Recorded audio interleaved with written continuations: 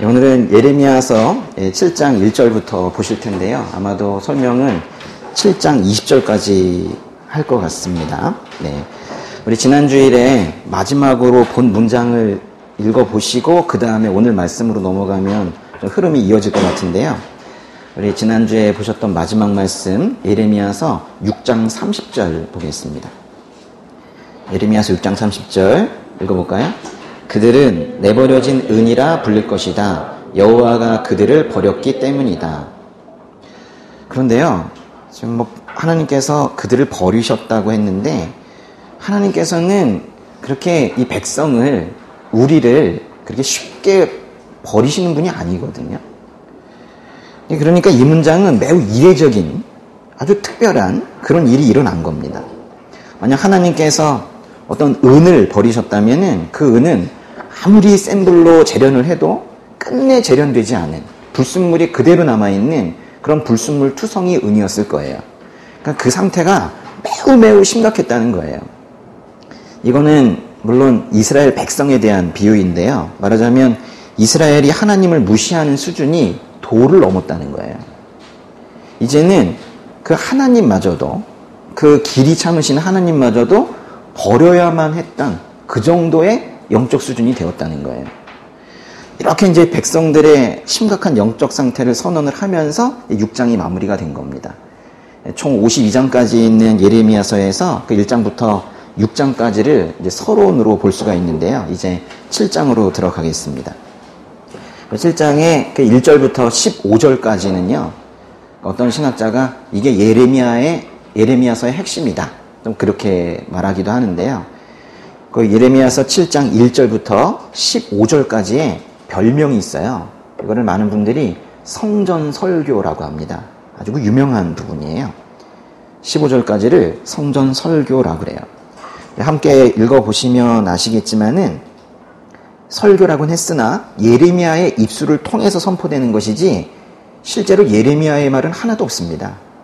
예레미야는 하나님께서 주신 말씀을 하나도 빼지 않고 또 더하지도 않고 그대로 직접 인용을 해서 그렇게 설교를 합니다. 1절부터 15절까지 읽으실 텐데요. 읽으실 때 하나님께서 말씀 통해서 나와 또 이 땅에 어떤 말씀을 하시고 싶으신지 참 좋으신 하나님 음성에 귀를 기울이면서 그렇게 읽으시면 좋겠습니다. 1절부터 15절까지 좀 길어서요. 좀 나눠서 읽으면 좋겠습니다. 제가 1절 읽고 또 한 절 읽으시고 하시면 좋겠어요. 여호와로부터 예레미야에게 임한 말씀입니다. 여호와의 성전문에 서서 이 말씀을 선포하여라. 여호와를 경배하러 이 문으로 들어가는 모든 유다 사람들아, 여호와의 말씀을 들으라. 이스라엘의 하나님 만군의 여호와께서 이렇게 말씀하셨다. 너희 행동과 너희 행위를 바르게 하라. 그러면 내가 너희를 이곳에 살게 할 것이다. 여호와의 성전이다. 여호와의 성전이다. 여호와의 성전이다라고 하는 말들을 믿지 말라. 만약 너희가 참으로 너희 행동과 너희 행위를 올바르게 하고 이웃 사이에 참으로 정의를 행한다면, 만약 너희가 이방 사람과 고아와 과부를 억압하지 않으며 이곳에서 죄 없는 피를 흘리지 않는다면, 그리고 너희가 다른 신들을 추종해서 스스로 재앙을 초래하지 않는다면, 그러면 내가 너희를 이곳 곧 내가 너희 조상들에게 영원토록 준 이 땅에서 살게 할 것이다. 그러나 보라, 너희가 쓸모없는 거짓된 말들을 믿고 있다. 너희가 도둑질하고 살인하고 간음하고 거짓 맹세하고 바알에게 희생제물을 태우고 너희가 알지 못하는 다른 신들을 추종하고서 내 이름으로 불리는 이 집, 내 집 서서 이 모든 가증한 일들을 하기 위해 우리가 구원받았다고 말하겠느냐? 내 이름으로 불리는 이 집이 너희가 보기에 강도들의 소굴이 됐느냐? 내가 똑똑히 지켜보고 있다. 여호와의 말이다. 너희는 이제 처음으로 이름을 둔 실로에 있는 내 거처로 가서 내가 내 백성 이스라엘의 죄악으로 인해 그곳에 무엇을 했는지 보라. 여호와의 말이다. 너희가 이 모든 일을 했음으로 인해 내가 너희에게 계속해서 말해도 너희가 듣지 않았으며 내가 너희를 불러도 너희가 대답하지 않았다. 그러므로 이제 내 이름으로 불리며 너희가 의지하는 이 집에, 그리고 내가 너희와 너희 조상들에게 준 이곳에 내가 실로에 행한 것처럼 행할 것이다. 내가 너희 모든 형제 곧 에브라임 자손 모두를 쫓아낸 것처럼 너희를 내 앞에서 쫓아낼 것이다. 어떤 내용 같아요? 종교 의식에는 참여하면서 마치 신앙심 좋은 것처럼 보이려고 하면서도 실제 삶에서는 가증한 행동을 하는 위선자들에 대한 하나님의 책망입니다. 하나님께서는요, 위선을 싫어하세요. 위선자를 싫어하세요. 가식 싫어하세요. 거짓과 거칠에 싫어하세요. 하나님께서는 정직하라고 말씀하세요. 정직하게 살라고 하세요. 우리 모두 하나님 앞에 정직하게 살아야 됩니다. 근데 놀라운 것은 하나님께서 분명히 이스라엘을 버리신다고 하시고는 분명히 버리신다고 하셨잖아요. 그런데 다시 또 이런 형식으로 말씀을 하세요. 거기 3절에 보시면 뭐뭐뭐 해라 그러면 내가 너희를 이곳에 살게 할 것이다. 5절에는 만약 너희가 뭐뭐뭐 하면, 또 6절에 만약 너희가 뭐뭐뭐 하면, 7절에 그러면 이 땅에서 살게 할 것이다. 뭐 하나님께서 이렇게 조건을 다시냐? 그냥 통 크게 해주시지 뭐 이렇게 창조주 하나님께서 조건을 다시냐? 뭐 이런 생각이 드시네. 그럼 조건을 다는 건요, 보통 아무것도 결정되지 않았을 때 다는 거예요. 그러니까 이런 거죠. 너 열심히 일해. 그러면 승진시켜 줄게. 아직 승진이 안 됐으니까 너 열심히 일해. 그러면 승진시켜 줄게.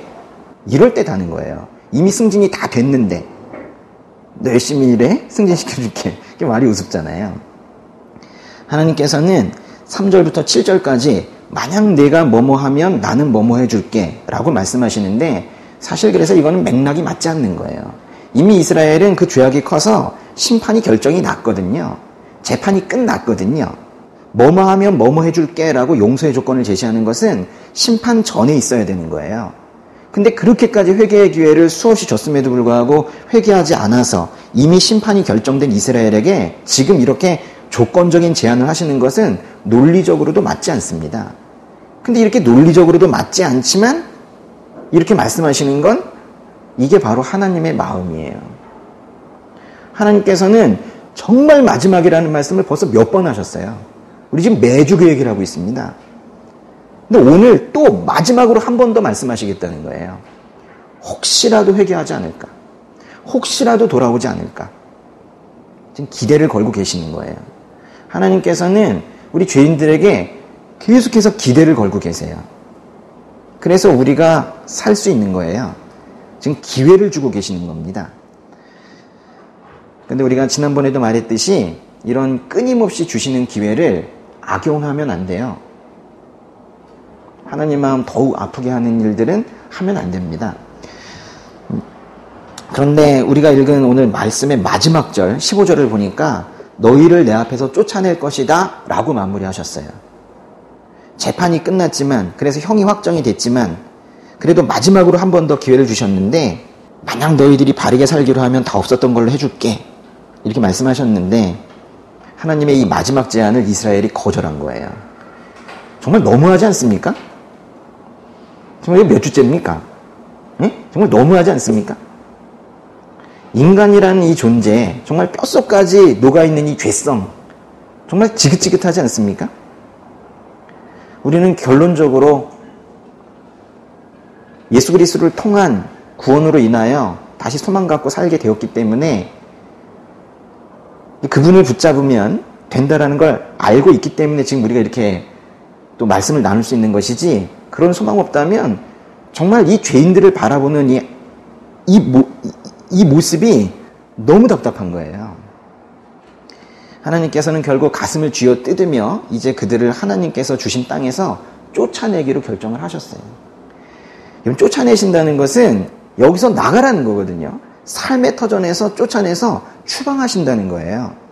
이거는 고향을 떠나서 다른 땅으로 실제로 옮겨가는 것도 의미를 하겠지만은, 사실 자기 땅에 있어도 자기 땅에 대한 어떤 지배력을 상실을 해서 그 땅에 살면서도 누군가에 의해서, 어떤 힘에 의해서 종처럼 살게 되는 것도 포함이 되는 거예요.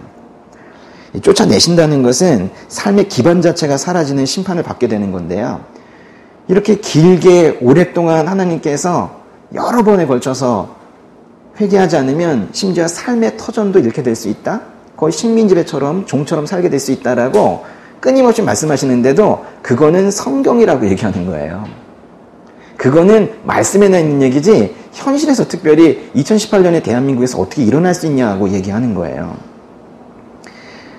성경의 말씀들은 그냥 단순한 예시로 주시는 것이 아니라 경계의 말씀으로 그렇게 되면 안 된다고 그렇게 말씀하시는 거예요. 하나님께서 만약에 쫓아내시잖아요. 그럼 쫓아내신 그 이후의 삶은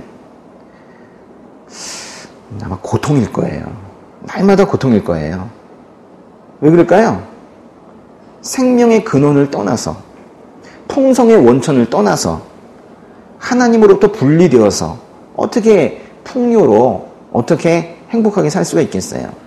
하나님께서 쫓아내신 인생은 영적으로, 심리적으로, 심지어 물적으로 모든 면에서 궁핍한 삶을 살게 됩니다.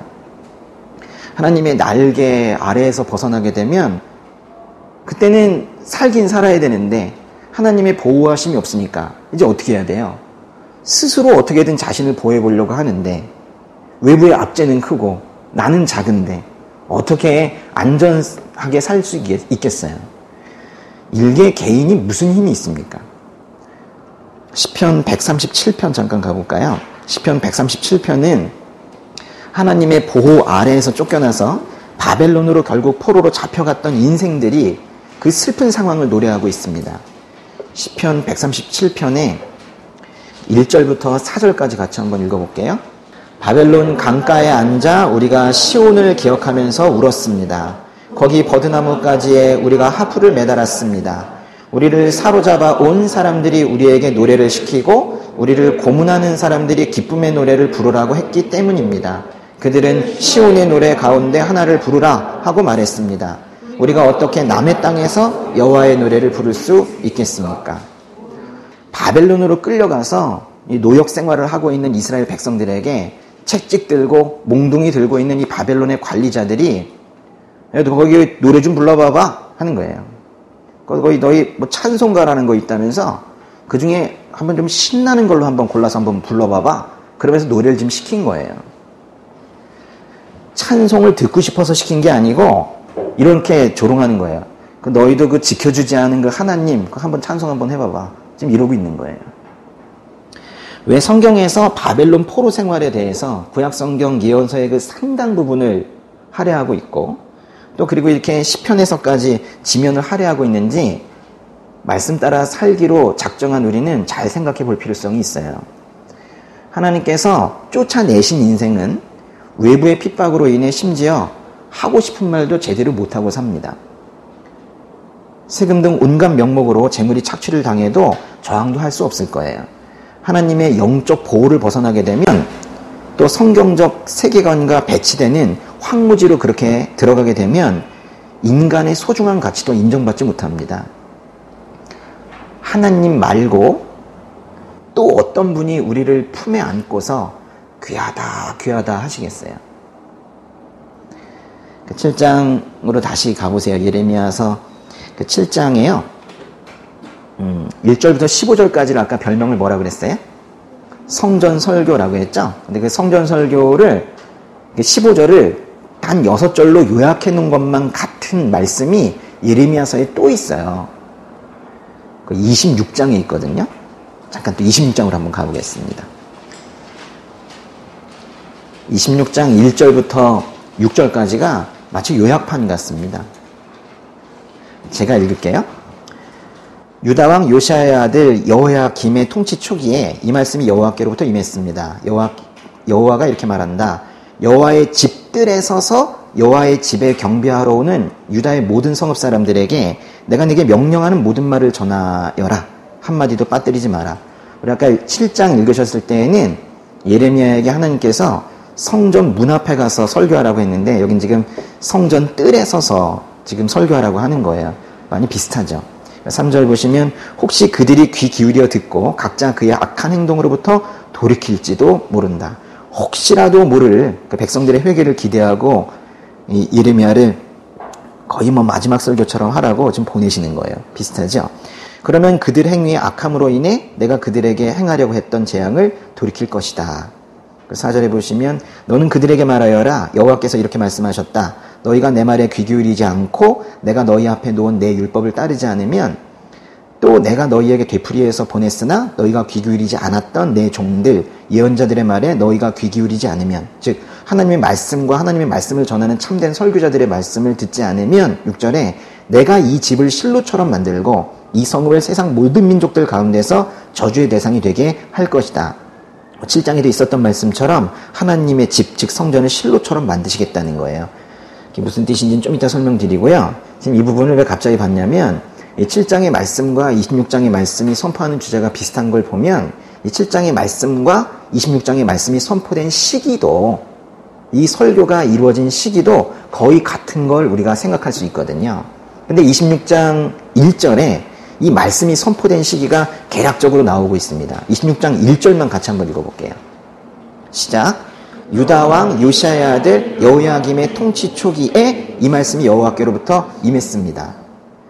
그래서 이와 비슷한 오늘 말씀 7장도 여호야김이라는 이 왕의 재위기간 초기에 선포된 말씀이라는 걸 우리가 알 수가 있는 거예요.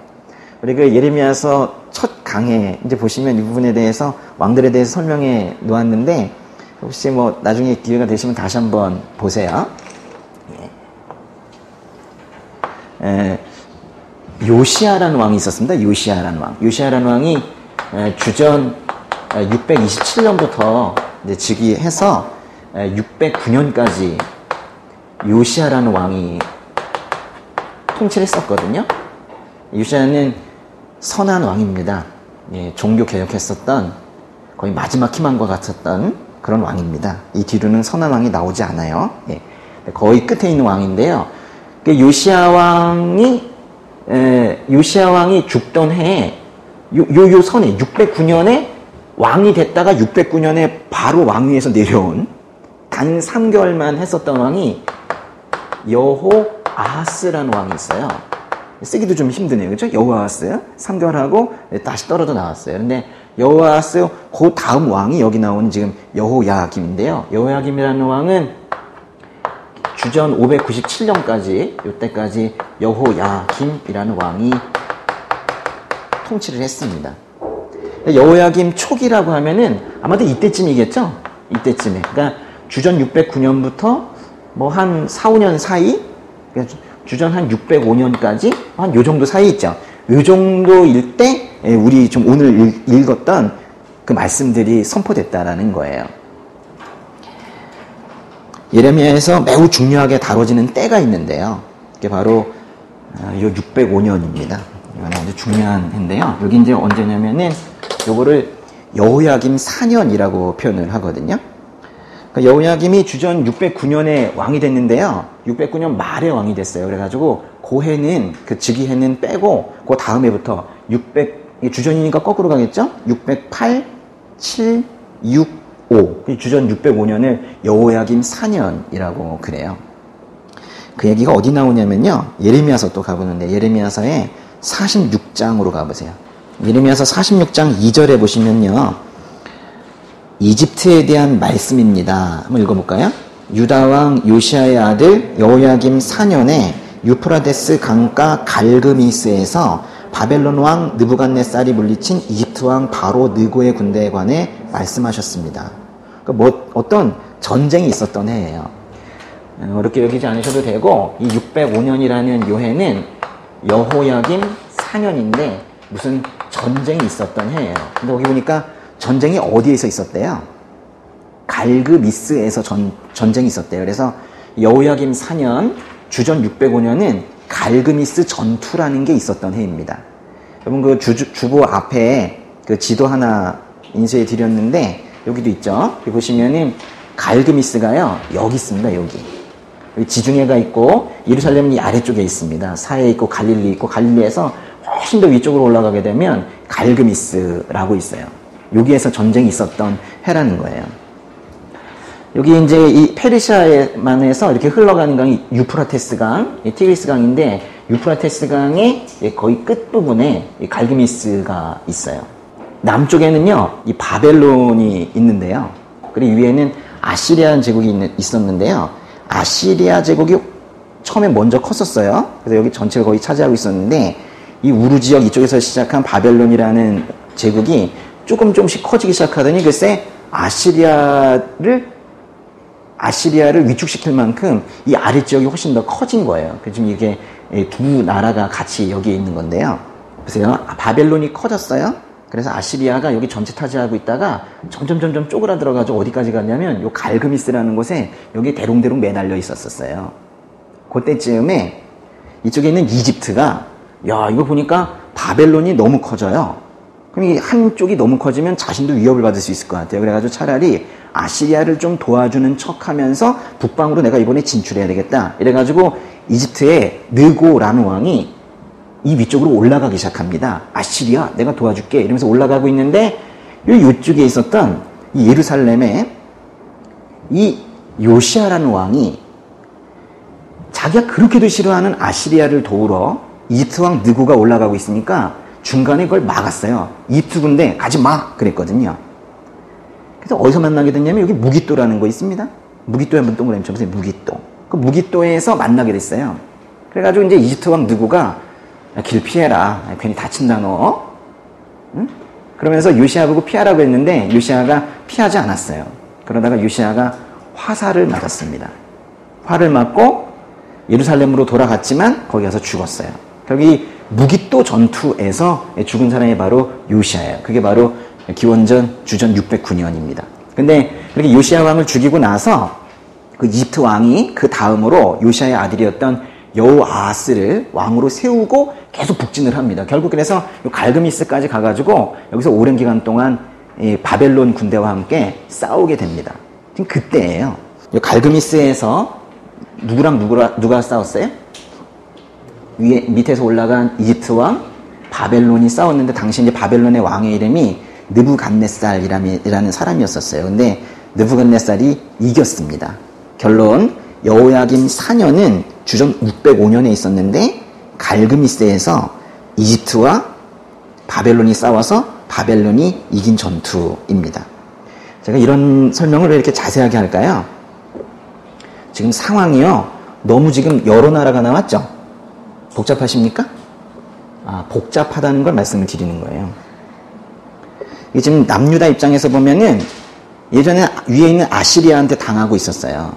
근데 아시리아가 약해지고 바벨론이 가가지고는 바벨론이 또 아시리아를 공격하고 있는데 이집트가 또 올라가고 있었어요. 근데 당시에 이집트랑은 또 이 남유다가 친해져 있었거든요. 근데 북진하고 있던 이집트가 요시아 왕을 죽일 정도니까 믿고 있었던 어떤 나라에게도 지금 당한 상황이고 또 이쪽에서는 또 어떤 신흥 강국이 아주 많이 커지고 있는 뭐 이런 아주 복잡한 외교 관계 속에 있는 남유다였다라는 거예요.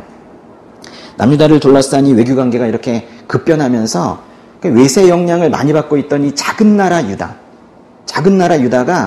그 내부적으로도 매우 뒤숭숭한 상황이었었어요. 609년에 생각을 해보세요. 이때부터는 요시아 왕이 죽고 여호아스가 3개월 하고 여호야김이 또 이집트에 의해서 왕으로 세워지고 왕이 한 해에 3명 있었습니다. 그리고 나서 그 이후에 또 신흥 강국이 아주 큰 승리를 했다는 소식을 듣고 이런 거죠.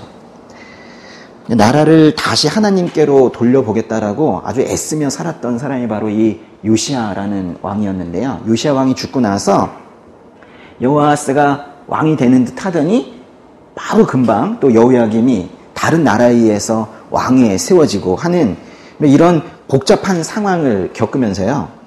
유다 왕국은 건국 이래 최대의 위기를 맞이한 거예요.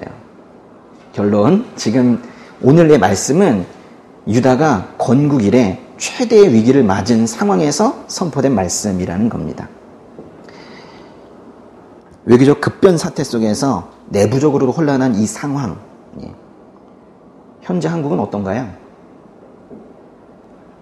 비슷합니까? 응? 전혀 우리랑은 달라요? 우리는 상당히 안정적인가요? 현재의 상황을 말씀을 드릴까요, 말까요? 북미 정상회담에 대해서 좀 얘기를 할까요, 말까요? 지난 6월 12일에 며칠 안 됐죠. 트럼프와 김정은이 만났던 날 그날 또 뭐 저녁에 간담회 이런 걸 하면서 트럼프가 한미 연합훈련 중단한다고 했었죠. 현 정부 들어선 이후에 그 사회 각 분야가 뭐 반미 감정을 아주 노골적으로 드러내고 있고 또 트럼프를 조롱하는 기사들만 쏟아놓고 있죠. 특별히 우리나라 신문에서 인용하는 것은 CNN의 기사만 인용을 많이 합니다. 트럼프를 가장 비난을 많이 하는 그런 언론인데요. 그리고 또 미국 대통령이 뭐 미국의 이익을 위해서만 일한다. 뭐 그렇게 또 그런 차원에서 볼 때 또 중국과 북한을 포함한 동북아 외교 상황이 돌아가는 걸 볼 때 이번에 트럼프 행동은 뭐 그리 예상 못할 일도 아닙니다. 이런 상황을 보면서 어떤 분들은 이런 어떤 남북의 어떤 대화 분위기에서 뭐 하나를 상대에게 양보해야 되지 않냐라고 하면서 한미 연합 훈련 중단을 지지하시는 분들도 계시고 또 한쪽에서는 이승만 정부 때부터 어렵게 쌓아온 그 한미 동맹이 이제 끝나는 거 아닌가 뭐 이러면서 큰 우려를 하기도 했는데요. 그날 저녁에 저는 혼자 약간 좀 멍하더라고요. 멍하면 안 되는데 정신 차려야 되는데 그날 이렇게 좀 멍하더라고요. 그러면서 이렇게 있는데 2주 전인가 나눴었던 예레미야서 4장 30절이 이렇게 머릿속에 떠오르는 거예요. 한번 펴보실래요? 예레미야서 4장 30절. 여러분도 그날 저녁에 이게 좀 떠올랐습니까? 그래요. 4장 30절 한번 읽어볼게요.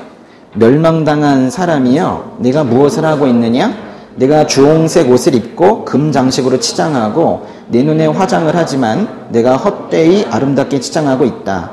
내 사랑하는 사람들이 너를 경멸하고 내 목숨을 찾을 것이다. 주홍색 옷을 입고 금장식으로 치장하고 눈에 화장을 한 이 여인은 마치 손님을 맞이하기 위한 그런 창녀와 같은 그런 모습입니다. 이렇게 예쁘게 치장을 하면 적군이나 또는 동맹군이 자신을 예쁘게 봐주면서 자신은 공격하지 않으리라는 지금 기대를 하고 있는 건데요. 착각이죠. 국제관계는 그렇지 않습니다. 내 사랑하는 사람들, 즉 내가 잘 보이려고 했던 사람들이 너를 경멸할 것이다. 심지어 너의 목숨을 위태롭게 할 것이다. 지금 이렇게 경고하고 계시는 건데요. 이거는요, 너를 진정으로 도와줄 사람도, 너를 진정으로 도와줄 나라도 없다. 모두 자기 이익에 따라 살게 되어 있다. 네가 잘 보이려고 화장한다고 해서 너를 살려줄 것 같니? 그렇지 않다. 뭐 이런 내용입니다. 근데 왜 하나님께서는 이렇게 이 땅의 관계들을 비참하게 말씀하고 계실까요? 하나님은 사람과의 관계, 국제적인 관계가 잘 되는 것을 싫어하십니까? 동맹은 나쁜 겁니까? 아니죠. 기독교는 관계의 종교라고 부를 정도로 하나님께서는 이 관계를 매우 강조하세요. 좋은 관계 유지하는 것 좋아하십니다. 하나님과 우리의 관계 회복돼야 되고요. 우리와 우리 이웃과의 관계, 이 관계 회복이 매우 중요합니다. 하나님께서 그 회복을 위해서, 성경에서는 그거를 화목이라고도 표현하는데 그 화목을 위해서 그 아들 예수를 죽이셨다라는 말씀도 있잖아요. 그런데 예레미야서 4장 30절에서는 왜 이렇게 비관적으로 말씀하셨을까요? 지금 이거는요, 예레미야가 처한 이 상황 때문에 그런 거예요. 지금 예레미야서 지금 우리 몇 주째 보고 있는데 어떤 상황입니까? 여러 가지 표현할 수 있겠지만 한마디로 얘기하면 이스라엘이 하나님을 버린 상태죠. 이스라엘이 백성이 왕이신 하나님을 버린 상태예요. 그러니까 하나님, 여러분 근데 중요한 것은 이랬을 때 관계는 좀 달라져요. 하나님께서는 관계를 매우 중요하게 여기시지만은 하나님 안에 있을 때 그 관계들은 의미가 있으나 하나님 버린 자에게는 이 땅의 관계가 제대로 유지될 수 없다라는 걸 지금 말씀하고 계시는 거예요. 교보제가 있는데요. 컵이 두 개가 있습니다. 컵이 두 개가 있는데요. 이 둘이 이제 관계를 잘 맺으려면 하늘에 생명을 받으려면 이렇게 위쪽을 향해서 다 위를 바라보고 주님 주시옵소서 이러고 있어야 돼요. 그래야 이 두 컵이 결합을 해서 하나님께서 계획하신 일을 연합해서 할 수가 있습니다. 근데 만약에 한쪽이 이렇게 이제 거꾸로 뒤집혀져 있으면 뭔가 다 쏟아졌겠죠. 이 속에 뭐가 남았겠습니까? 아주 건조하고 생명수 없는 그런 상태에 있다면 이 둘이 연합을 할 수 있을까요? 뭔가 애는 쓸 거예요. 그래도 얘는 아직까지 하나님의 뭔가 은혜를 받고 있기 때문에 은혜 받는 차원에서 열심히 뭔가를 구하겠고, 얘는 또 혼자 또 뭐 살아보겠다고 하면서 둘이 예의도 지켜보려고 하고, 또 좋은 말도 한번 해보려고 하고, 선물도 주고받으면서 애써 결합을 해보려고 하지만은 둘의 관계를 통해서 하나님께서 하실 일은 이루어지지 않아요. 그러니까 각자를 통해서 할 일은 할 수는 있을지 몰라요. 그렇지만 둘의 관계를 통해서, 둘의 연합을 통해서 하나님께서 하실 일은 못하고 맙니다. 그럴 때에는 결국 둘의 관계도 깨지고 말아요. 잠깐은 유지되는 듯 보여도 결국 끊어지고 맙니다. 이거는 친구 관계도 그렇고, 부부 관계도 그렇고, 동역자 관계도 그렇고, 국가 간의 외교 관계도 그렇고, 모두가 마찬가지입니다. 오늘 아내가 못 나왔어요. 예, 갑자기 아침에 너무 아파서 나오질 못했어요. 사실 아침부터 아팠던 건 아니고 어제부터 이제 아팠는데, 제가 그 아주 슬픈 마음이 들어가지고 막 울고 있을 때 예, 앞에서 같이 울고 있더라고요. 그러더니 너무 울었는지 허리에 무리가 가서 일어나지 못할 정도로 이렇게 돼가지고 이제 못 나왔는데, 오늘 나왔으면 좋았을 거야. 근데 하여튼 뭐 영상으로 보겠죠. 저는 그 이명호와 그 이선미라는 두 사람이 결혼을 했을 때 처음에는 그 둘만의 어떤 배려 뭐 이런 걸로, 또 뭐 사랑, 착각이었지만 근데 지금은 사랑합니다. 그렇지만 그때는 그게 진짜 사랑이라는 걸, 진짜 사랑이 아닌 걸 몰랐어요. 어쨌거나 두 사람의 노력으로 평생 좋은 관계를 유지할 수 있을 줄 알았습니다. 다른 부분은 몰라도 저희는 잘할 줄 알았어요. 저희만큼은 다를 줄 알았어요. 한 번도 안 싸웠거든요.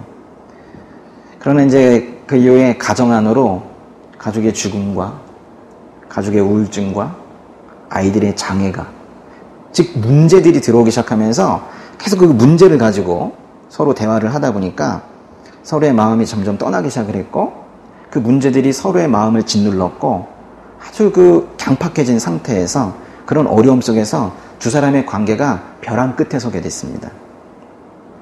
너무 비유적으로 했나요? 헤어질 뻔했다고요? 그러나 다행히 그때쯤 하나님께서 회복시켜 주셨어요. 그래서 이제 지금까지 오고 있지만은, 저희가 그때 그 회복 이후에 아주 큰 걸 하나 배웠습니다. 뭘 배웠냐? 처음에 우리가 맺었던 관계, 결혼할 때 그 관계가 그 기반이 잘못되어 있었다는 걸 알게 된 거예요. 그 관계의 반석이, 관계의 기반이 주님이셨어야 됐는데 서로가 서로를 보고 있었던 거예요. 깨집니다. 두 사람이 서로 기대하고 또 기대하고 처음에는 기대였지만은 이런 것들이 다 마치 고슴도치의 그 가시 같아서 계속 사람을 찌르거든요. 이렇게 바라보면 안 되고, 하나님을 서로 이렇게 바라보고 있을 때, 하나님의 시선으로 그 배우자를, 또 내 동역자를, 내 친구를 그렇게 긍휼한 마음으로 바라볼 때 이 관계가 유지되어 가는 거거든요. 저희가 그걸 배웠습니다. 만약에 근데 하나님을 경외하지 않는 두 존재가 만났다. 아무리 둘이 인간적인 애를 써도 관계는 끊어지고 맙니다. 아까 이런 상태에 있었죠. 이렇게 되어 있어야 되는데, 둘 다 하나님 바라보고 있어야 되는데, 이렇게 되어 있어도 어려운 상태지만 둘 다 이러고 있으면 이건 뭐 소망이 없어요. 근데 저희는 처음에 이러고 있었거든요. 또는 하나님 경외함이 없는 두 사람, 두 존재가 만났을 때 겉으로 보면 잘 지내는 것처럼 보일 때가 있어요. 형식적으로는 관계가 유지되는 것 같아도 그 안에는 끊임없는 갈등과 멸시와 질책과 심지어는 폭행과 심지어는 철저한 무관심이 그 안에 끼어들게 되어 있어요. 이거는 그럴 수도 있고 안 그럴 수도 있다는 게 아니고, 인간의 그 죄인된 본성상 어쩔 수 없이 그렇게 됩니다. 그런데 이제 지금은 이명호라는 사람과 그 이선미라는 사람의 관계가 매우 단단해요. 그냥 그 사람 보면 불쌍해요. 그 사람도 저를 보면 불쌍하게 여기고. 두 사람 머리 위에 하나님께서 계시기 때문에 그래서 이게 단단해진 것이지 또 서로가 서로를 보고 있으면은 이 관계는 또 위험해지고 말 겁니다. 인간관계 그렇다는 것을 여러분이 꼭 기억을 하시고, 국제관계도 마찬가지예요. 모든 관계가 다 그래요. 만약에 미국과 한국이 좋은 관계를 유지하려면 두 나라가 모두 하나님 경외하고 있어야 돼요. 그래야 영원히 갑니다, 그 관계가. 그러나 이제 현재 미국의 뭐 영적 상황이 어떤지는 전 안 살아봐서 몰라요. 그렇지만은 최소한 한국의 영적 수준을 볼 때, 죄송하지만 제가 보기에는 뭐 바닥을 치고 있는 것 같습니다. 그래서 이 관계가 사실 유지되기는 쉽진 않아요. 계속 유지되는 것은. 이런 상태에서 맺는 관계는 언제든지 깨질 수 있습니다. 우리나라처럼. 근데 이제 이 지중해 동편에 있는 이 남유다도 지금 우리의 상황과 매우 비슷해요. 이 남유다도 요동치는 국제 정세 속에서 하다 보니까 너무 그냥 다들 그 강대국 속에서 자기가 말만 조금 잘못해도 크게 당할 것 같고 힘은 없고 그래서 눈치 보기 시작을 했어요. 요시야가 죽은 지 몇 년이 지났는데도 한 이때쯤에 지금 여기 얘기하고 있잖아요. 이때쯤인데 요시야가 죽고 몇 년이 지났는데도 아직까지 그 충격에서 지금 헤어나지 못하고 있는 뭐 이런 상황입니다. 그래서 이제 사람들이 이렇게 뭐 정치 외교적으로 좀 혼란스럽고 답답할 때 그래도 누구 말씀을 들으려고 그래요? 하나님 말씀을 들으려고는 합니까? 근데 이제 하나님 음성을 들으라고 하면 이게 할 수는 없으니까는 우리가 또 잘 못 듣고 하니까는 그래도 또 뭐 설교하시는 분들도 찾아가고 상담하시는 분들도 찾아가고 뭐 이러면서 또 얘기도 들어보려고 하고 그래요. 근데 당시에도 제사장과 예언자들의 말에 귀를 기울였습니다. 그런데 그래서 너무 시국이 뒤숭숭하고 마음이 힘들고 하니까 예언자들과 제사장들, 말하자면 종교 지도자들의 말에 귀를 기울였는데 당시에 이 남유다의 종교 지도자들은 모두 뭐라고 했냐면 너는 왜 이렇게 인생을 비관적으로 사냐? 평화야. 평화로다. 걱정하지 마. 이러면서 안심을 시켰어요. 근데 뭐 저는 비슷한 것 같아요. 지금 상황이. 근데 이제 하나님께서 아니라는 거예요. 하나님께서 그래서 예레미야를 보냈어요. 딴 데로 보낸 게 아니라 요즘식으로 따지자면 교회로 보냈어요. 그러니까 다른 곳에서는 워낙에 말을 듣지 않으니까 그래도 이제 교회로 보낸 거예요. 요즘식으로 따지면 이거예요. 어느 주일날 그래도 사람들이 많이 모인 곳이 모이는 날이 주일이니까 어느 주일날 한 대형 교회 정문 앞에 중고 트럭 하나가 와서 선 거예요. 그러면서 이제 거기서 한 촌스러운 남자가 내렸습니다. 그 남자가 갑자기 트럭 위로 올라가가지고 이러면서 확성기 있죠? 이런 이상하게 이러고 하는 거 이러면서 이제 확성기를 켜놓고 이렇게 외치기 시작을 하는 거예요. 오늘 2절 말씀인데요. 하나님을 경배하러 이 문으로 들어가는 모든 사람들아 하나님의 말씀을 들으라. 또 4절 말씀인데요. 이것이 하나님의 성전이다. 하나님의 성전이다. 하나님의 성전이다. 라는 거짓말들을 믿지 말라. 이런 거예요. 사람들이 이 사람이 누군지 알아요. 예레미야라는 사람인 거 알아요. 그러니까 이제 사람들이 지나가면서 저 사람들 저 망한 집에 망한 제사장 집 저 자식 아니야? 이러면서 왜 혼자 왜 저래? 이러면서 피식피식 웃으면서 갔을 거예요.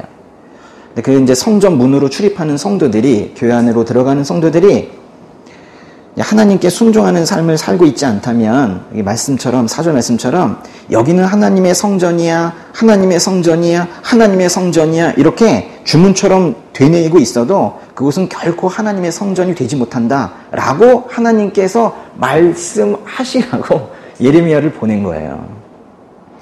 그 마음의 중심이 하나님께 있지 않다면 성전문을 아무리 자주 들락날락거려도 하나님께서 기뻐하지 않으시고 그곳도 성전이라 부르지 않으시겠다라는 거예요. 그런데 하나님께서는 예레미야 시대의 성전을 지금 성전으로 인정하지 않으시는 것 같아요. 반면에 여기 또 계속 들락날락거리고 있는 그래서 예배를 드리고 있는 이 유대인들 이스라엘은 그 성전이 곧 하나님께서 임재하시는 곳이라고 또 철석같이 믿고 있었어요. 하나님께서는 거기 성전 아니다. 이렇게 하고 있는데 그 백성들은 여기는 하나님의 영이 충만한 곳이야. 이렇게 생각하고 있었어요. 맞나요? 틀리나요? 그러면? 그들의 이해가 잘못된 건 아닙니다. 왜냐하면 원래 성전이라는 것은 하나님의 임재가 있는 곳이기 때문에 여기는 하나님의 임재가 있는 곳이야 라고 생각하는 것은 그리 무리는 아니에요. 그런데 문제는 그들이 하나님의 임재가 있다라고 생각하는 성전, 즉 그 교회 문턱을 들락날락 거리는 것만으로, 즉 성전의 존재 자체만으로 그들이 당연히 보호될 것이고 그들이 당연히 바른 길로 가고 있다고 착각한 거예요. 그게 지금 잘못된 거예요.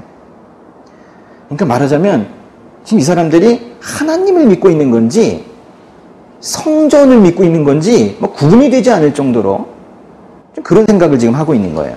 그러니까 하나님에 대한 사랑은 없으면서 자기 삶의 안전과 풍요를 위해서 또 기도는 해야 되니까 하나님에게 매달리는 게 아니라 성전 출입, 또 형식적으로 예배 드리는 것, 이런 것들을 한 자신의 행동을 믿어버리는 거예요. 무슨 말씀인지 이해가 되십니까? 내가 오늘 예배 드렸다는 거예요. 그렇기 때문에 마음에 깊이 순수하게 여기 하나님이 가득 차 있지 않아도 뭔가 잘 될 것 같은 이런 착각에 빠져 있는 게 당시 유대, 당시 이스라엘이었다는 거예요. 하나님께서는 그런 잘못된 인식이 커지면 하나님께서 스스로 하나님의 집이라고 당신 스스로도 표현하시는 그 성전을 성전이라 인정하지 않으실 뿐만이 아니라 그거를 파괴하실 겁니다. 없애세요. 그리고 실제로 예레미야를 통해서 이 말씀을 선포하고 얼마 지나지 않아서 성전이 파괴됐습니다. 이후에 재건이 되고 또 한 번 파괴되고 다시 재건되는 과정을 거치다가 아주 오랜 시간 지나서 예수님 시대에도 여전히 형식적인 종교 생활을 벗어나지 못하고 있던 그들이 결국 예수님을 십자가에 못 박아 죽였는데요. 그리고 나서 40년 정도 있다가 결국 그 마지막 성전도 결국 파괴되었죠. 지금 성전이 없잖아요. 그러니까 하나님을 바라보지 못하고 종교 의식을 통해서 위안을 받는 건 안 돼요. 종교 의식을 통해서 위안을 받고 스스로 뭔가 할 걸 했다고 생각하고 그러면서도 죄는 죄대로 짓고 있는 이스라엘을 보면서 하나님께서 크게 진노하신 겁니다. 여기는 교회야, 여기는 교회야, 여기는 교회야 이러면서 자기 위안하려고 하지 말고 그 시간에 하나님께 마음을 드려야 된다는 거예요. 예레미야를 통해 선포되는 하나님의 그 이어지는 메시지를 들으면서 이 성전을 출입하던 사람들이 큰 충격을 받았어요. 왜냐하면 예레미야가 트럭 위에 올라가서 이러면서 이제 말했던 그 선포하는 그 말씀과 여태까지 다른 제사장들한테 들었던 그 말씀이 너무 다른 거예요.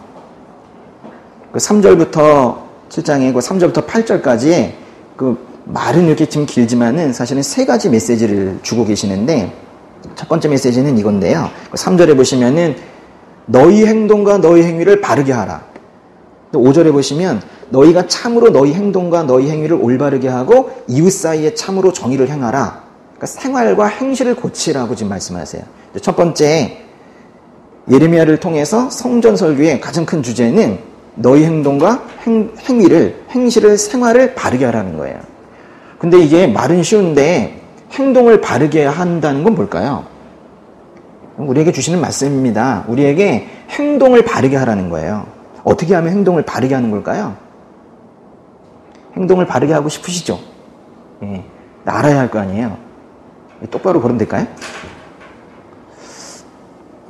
가난한 자를 돕는 것, 이방인과 고아와 과부를 돕는 것, 이거 바르게 가는 걸 겁니다. 또 참다운 예배를 드리는 것, 이것도 포함이 되겠죠? 온갖 선행을 하는 것 포함이 될 겁니다. 또 한편으로는 방탕하게 살지 않는 것, 이것도 행동과 행위를 올바르게 하는 거예요. 근데 이제 하나님께서 이렇게 하나하나 열거하지 않으시고 그저 행동을 바르게 하라 이렇게 포괄적으로 표현하신 것은 이 모든 걸 다 포함하고 싶으셨던 것 같아요. 그래서 저는 이거를 다 묶어서 이렇게 표현하고 싶은데요. 행동을 바르게 한다는 것은 믿은 대로 살아가는 것, 배운 대로 살아가는 것, 이거인 것 같아요. 믿은 대로 살아가는 것, 배운 대로 살아가는 것, 밑살배살. 믿은 대로 살아가는 것, 배운 대로 살아가는 것. 결코 쉽지 않은 일이지만은 이걸 지금 하나님께서 우리에게 요청하시는 거예요. 조금 다른 말로 한다면 이런 거예요. 신앙과 생활에 괴리가 없어야 돼요. 근데 하나님께서는 지금 이런 것들을 마지막 조건으로 내거시고 지금 기회를 주고 계시는 거예요. 이것만 하면 살려줄게 하시는 거예요.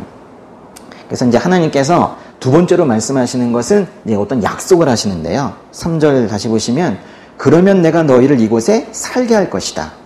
7절에도 비슷한 말씀이 있는데요. 조상들 때부터 주어졌던 그 땅에서 계속 살게 될 것이다. 즉 하나님께서는 이스라엘이 행동을 바르게 하면 그들의 삶의 터전에서 쫓겨나지 않고 하나님께서 주시는 그 큰 복을 누리면서 그곳에서 계속해서 살게 될 수 있을 거라는 거예요. 하나님께서 세 번째로 말씀하시는 것은 어떤 금지사항이 또 있는데요. 4절에 보시면 거짓말들 믿지 말라고 하셨어요. 8절에는 쓸모없는 거짓된 말들을 믿지 말라고 하셨어요. 말하자면 심지어 성전 밖에서도 성전 안에서도 속이는 말들이 넘쳐나는데 그 속이는 말을 믿지 말라는 겁니다. 성경은요, 정치적 리더이든 종교적 리더이든 리더들에게 순종하라고 가르쳐요. 그래서 심지어는 그들의 능력이 부족해도 순종해야 됩니다. 가정의 리더는 누구예요? 아버지죠. 아버지께서 능력이 있으시든 없으시든 심지어 믿음이 있으시든 없으시든 반드시 순종해야 돼요. 성경은 그렇게 가르칩니다.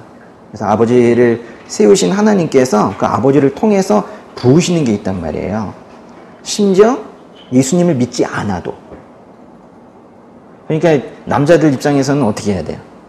잘 믿어야지. 그래야지 가정이 잘 서는 거겠죠. 그렇죠? 예. 여기 계신 자매님들 남편과 아버지께 순종하셔야 돼요. 예. 그럴 때 또 사랑으로 보답이 옵니다. 그래서 살아가는 거거든요. 예. 능력 때문에 순종하는 게 아니라 하나님께서 세우셨으면 순종하는 거예요. 그러나 이런 경우가 있을 수 있어요. 그 리더가 하나님으로부터 멀어졌을 때, 이제 그때가 문제예요. 하나님을 멸시하라고 명령했을 때, 이제 그들이 하는 말을 그때는 분별하라고 또 말씀하세요. 그때는 순종이 아니라 분별을 해야 될 때예요.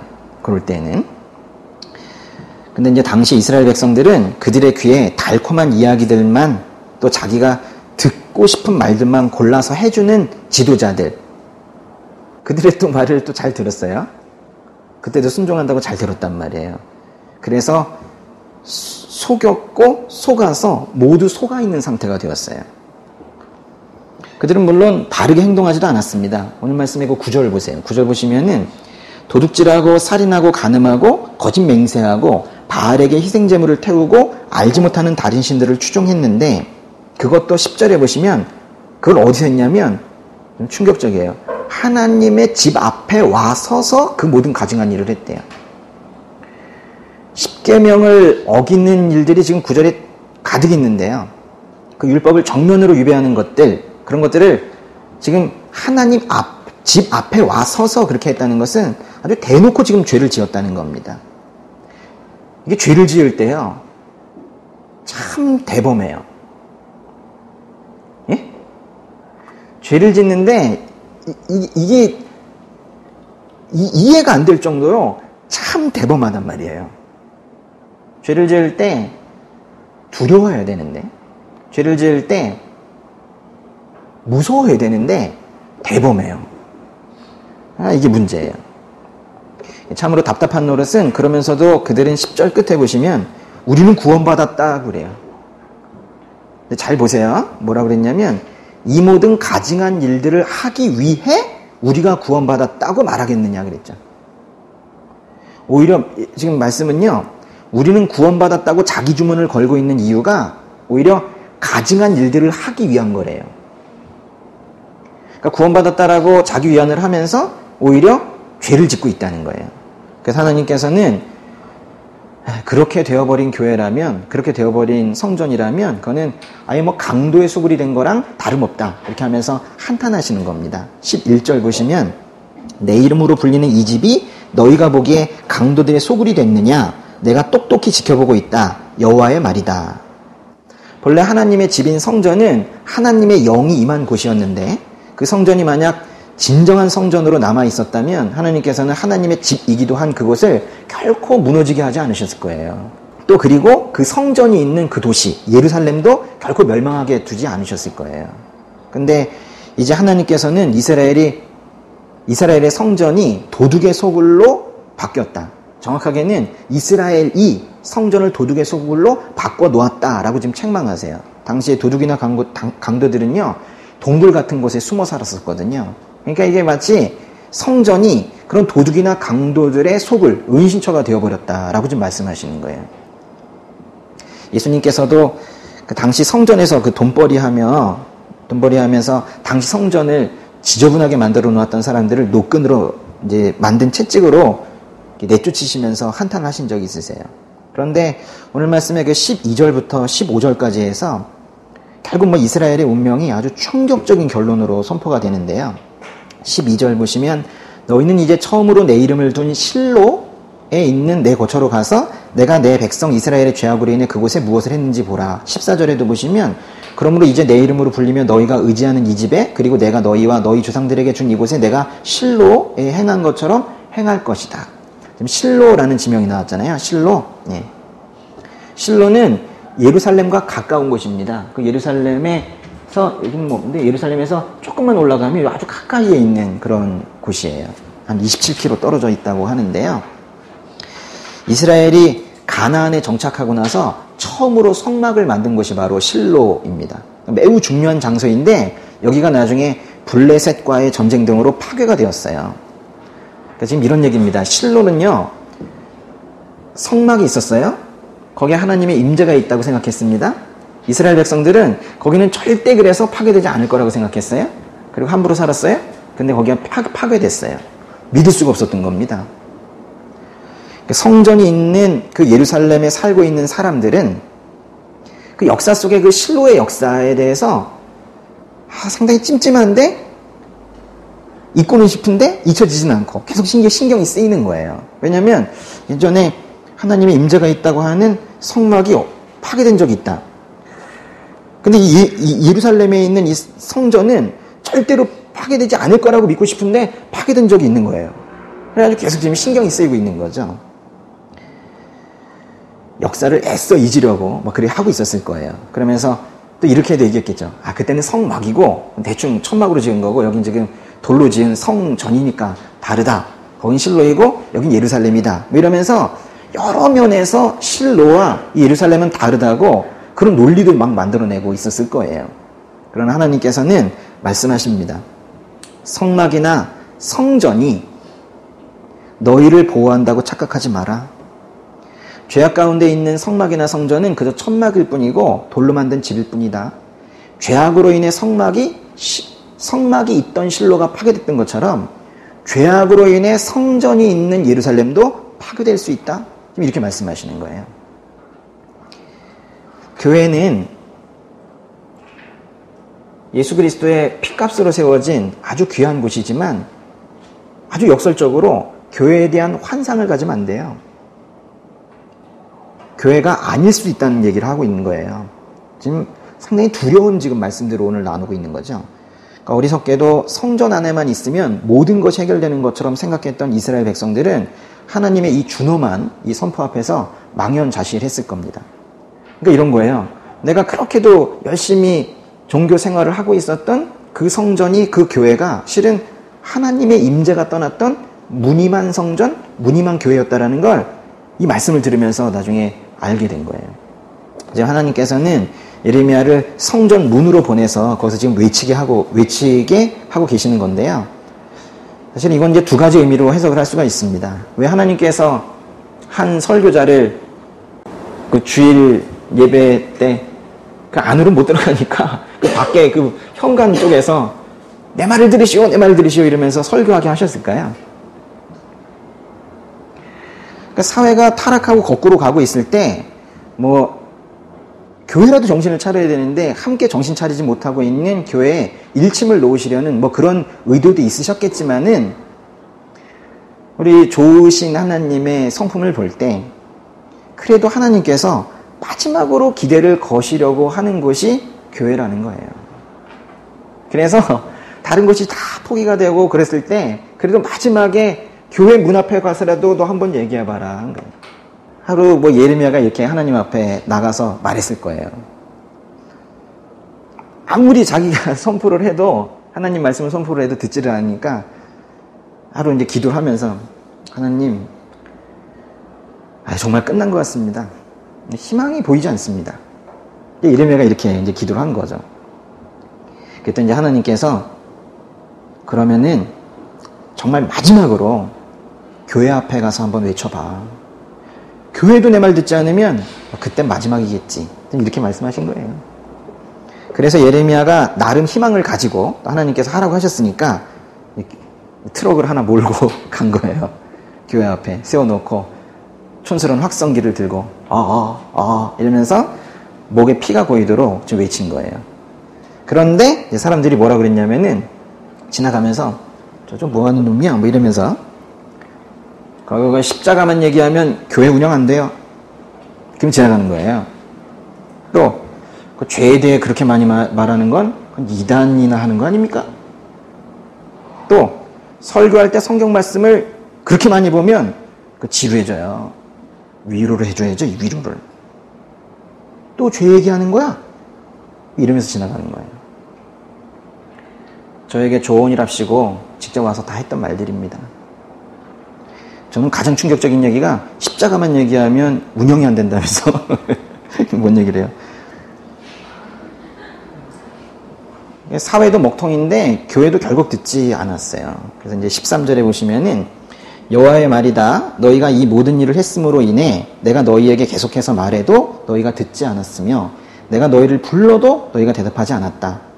15절에 보시면 그래서 내가 너희 모든 형제 곧 에브라임 자손 모두를 쫓아낸 것처럼 여기 에브라임 자손이라는 것은 이 남유다보다 먼저 멸망했던 그 북이스라엘을 말하는 거거든요. 그래서 위쪽에 있던 너의 그 같은 민족의 형제들이 그렇게 아시리아에 망해서 포로로 끌려갔던 것처럼 너희도 내 앞에서 쫓아낼 것이다 라고 지금 말씀하시는 거예요.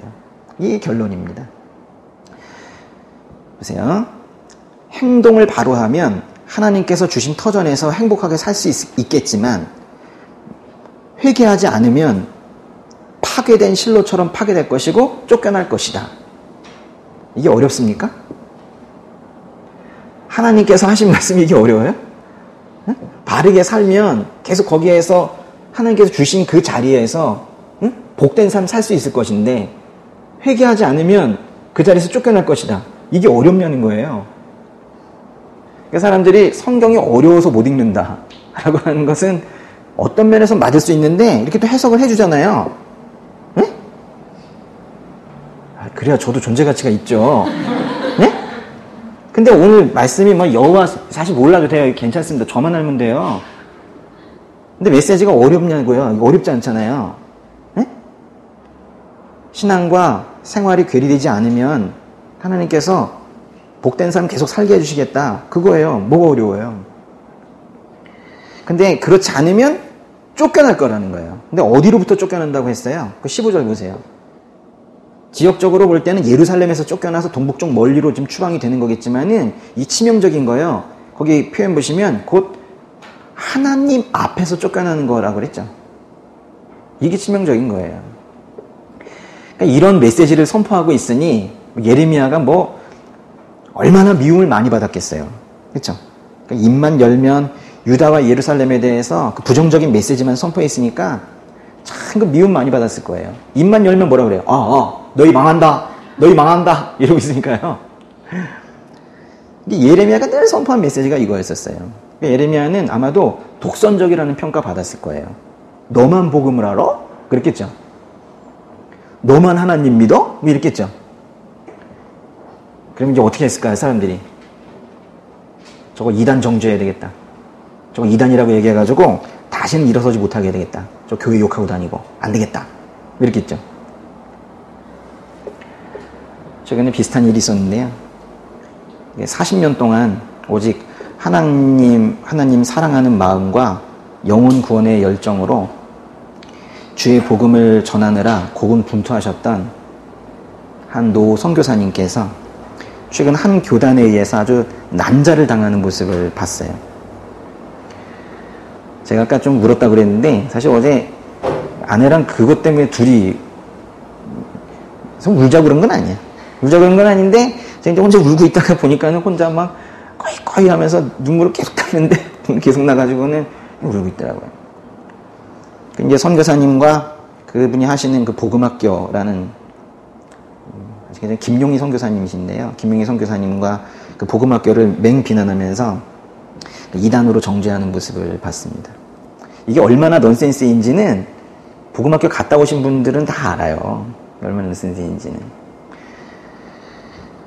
그동안 이제 선교사님 메시지를 들으면서 어려운 시기마다 다시 주먹쥐고 일어섰던 사람들, 또 다시 하나님 앞으로 나아갔던 많은 사람들은 이미 다 알고 있습니다. 그래서 인터넷은 아주 조용해요, 사실. 인터넷은 야, 니네 정신 좀 차려라. 김용희 선교사님이 이단이면 우리 다 이단이다. 지금 그러고 있긴 한데 이분이 받았을 상처, 그게 이제 가슴이 아픈 거예요.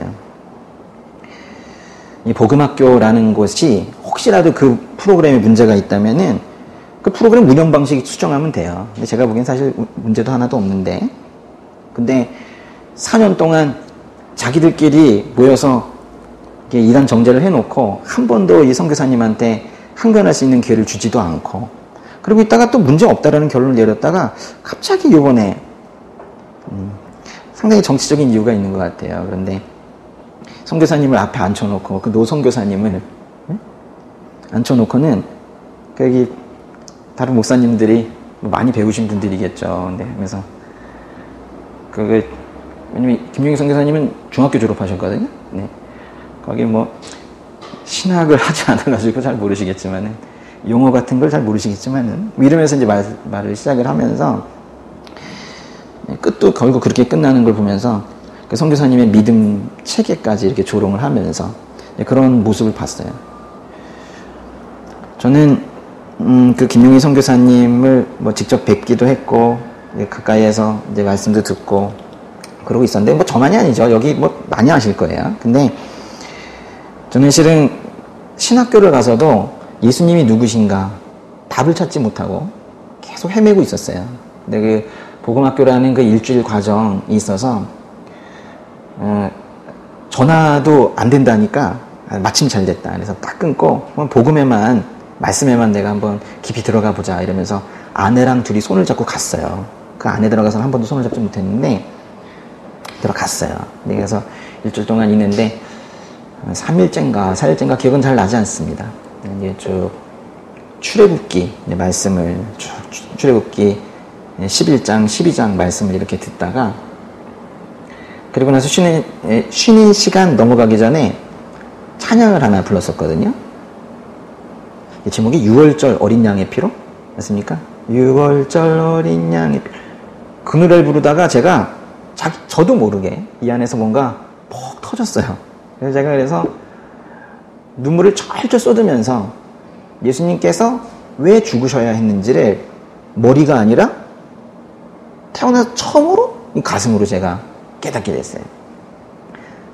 그게 저에게는 아주 귀한 그런 곳인데 거기를 그렇게 표매를 하는 거예요. 참 너무도 답답하고 그래서 이분들이 복음학교를 갔다 와야 되는데 이런 생각하면서 있었는데 어제 그 사도행전 말씀 묵상하면서 그 스데반 있었죠. 그 스데반이 꼭 선교사님 같았었고 오늘 예레미야서 7장을 보면서는 우리 아까 여기가 여호와의 성전이다, 성전이다, 성전이다 이러면서 그 자기 위안하고 있는 그런 모습을 보면서 다는 아니겠지만은 한국교회의 일부는 정말 갈 때까지 갔다라는 생각을 제가 안 할래야 안 할 수가 없었습니다. 그 선교사님의 아들 이름이 김선교거든요. 아예 아들을 그냥 처음부터 바쳐버리셨는데 그 김선교 선교사가 그 겨우 이런 취급받으려고 그동안 단칸방에 살았나 카드에 5만원 3만원 연체되었다는 문자 받으며 살았나 하고 한탄하는 글을 SNS에 올렸더라고요.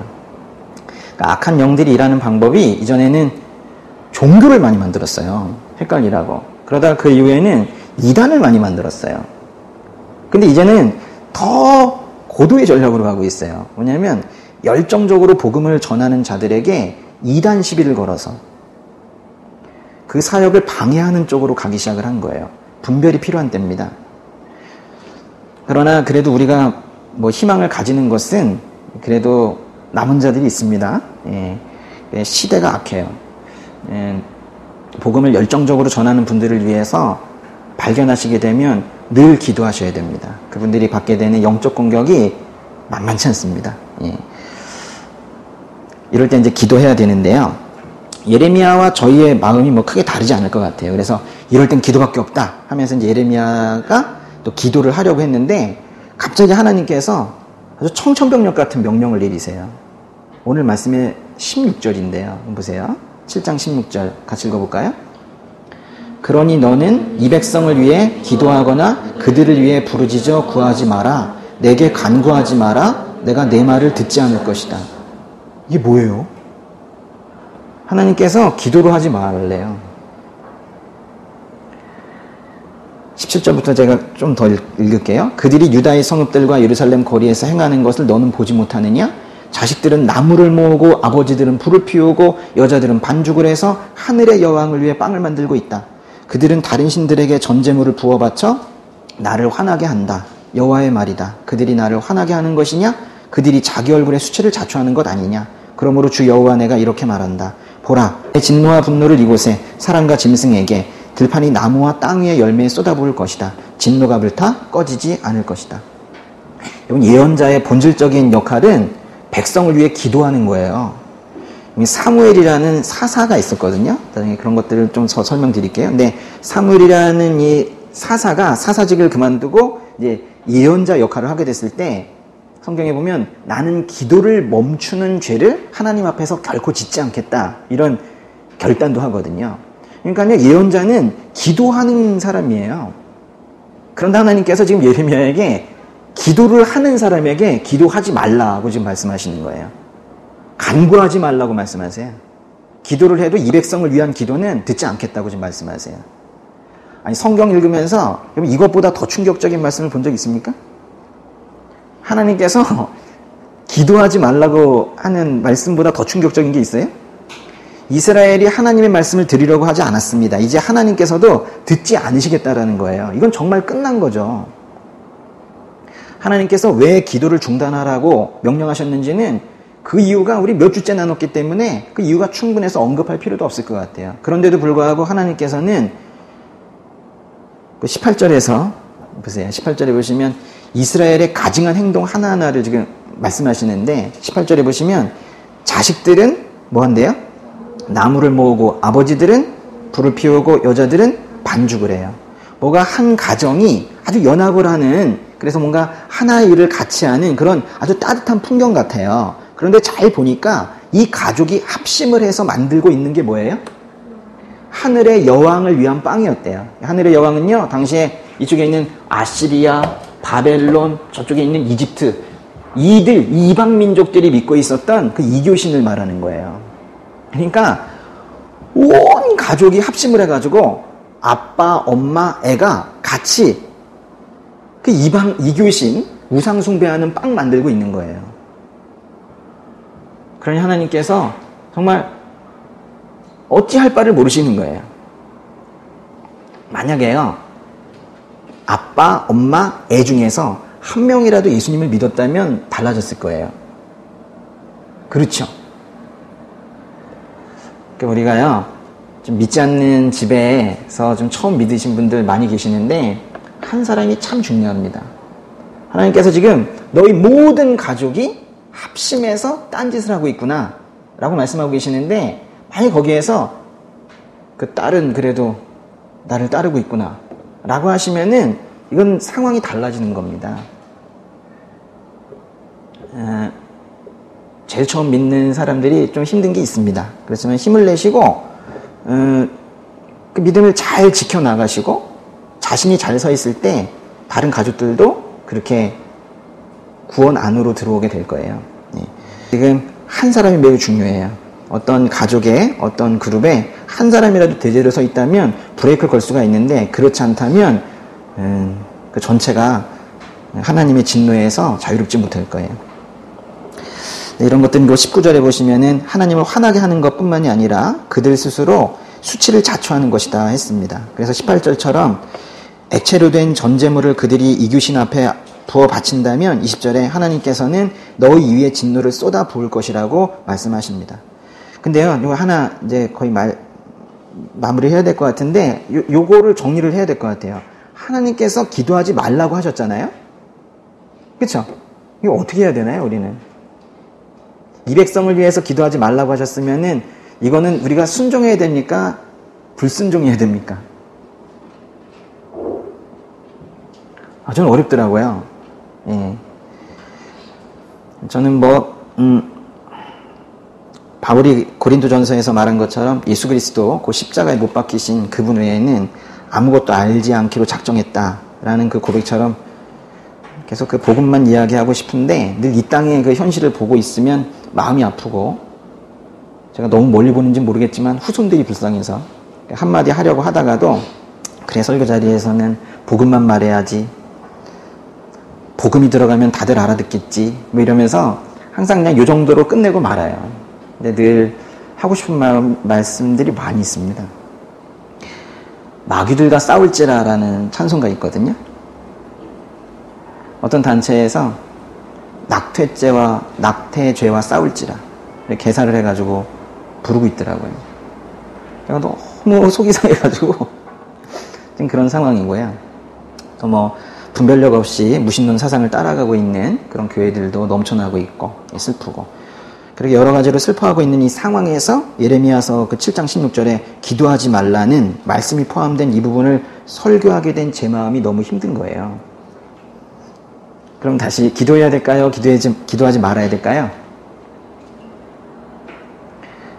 하나님께서 정말 기도하지 말라고 하신 건지 하나님의 마음을 잘 읽어야 돼요. 그런데요. 이 명령을 직접 들은 예레미야는 기도합니다. 계속 뒤로도. 불순종. 기도를 합니다. 그런데 기도의 내용 중에 아주 심상치 않은 것이 하나가 들어가 있어요. 예레미야서 10장으로 한번 가보세요. 예레미야서 10장의 23절부터 아주 심상치 않은 기도의 내용이 조금 바뀌었습니다. 예레미야서 10장 23절부터 25절까지 같이 읽겠습니다. 여호와여 사람의 길이 자기에게 있지 않음을 또 발걸음이 향하는 것이 걷는 사람에게 있지 않음을 제가 압니다. 여호와여 저를 훈계하시되 오직 정의로 하시고 주의 진노 가운데 하지 말아 주십시오. 주께서 저를 사라지게 하실까 두렵습니다. 주를 인정하지 않는 민족들에게 주의 이름을 부르지 않는 족속들에게 주의 진노를 쏟아 부으십시오. 이는 그들이 야곱을 집어삼켰기 때문입니다. 그들이 야곱을 완전히 집어삼켰고 야곱의 거주지를 황폐케 했습니다.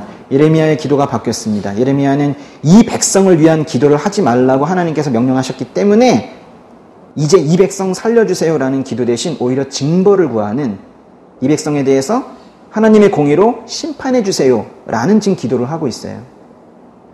하나님께서 어느 날 큰 감동을 주셔서 제가 예레미야서 강의를 시작을 했지만은 설교를 준비하는 동안 제가 이렇게 아프고 슬픈 마음이 들 줄 몰랐습니다. 하나님께서 더 이상 이 백성을 위해서 기도하지 말라고 말씀하시기 전에 우리 모두 회개해야 합니다.